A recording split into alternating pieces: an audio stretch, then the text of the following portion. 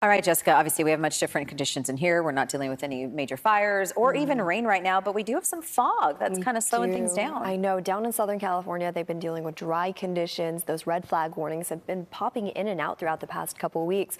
But back here in the Bay, our big weather story, well, last weekend, of course, we knew was the storms.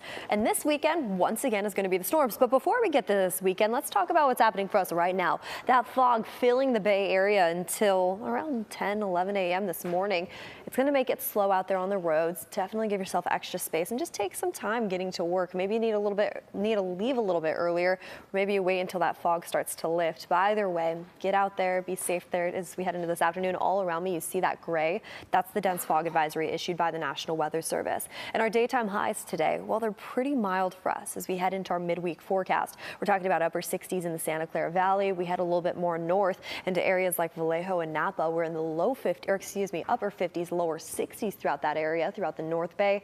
And we'll see similar conditions throughout the afternoon hours today and tomorrow, lasting into our Friday forecast. But before we get to Friday, let's talk about what's happening for us throughout the next couple days. I mean, we're still dealing with that thick tule fog just throughout the Sacramento Valley that pulls into the Delta. It starts to dissipate into the afternoon hours today, of course, but then we're just left with a blanket of clouds.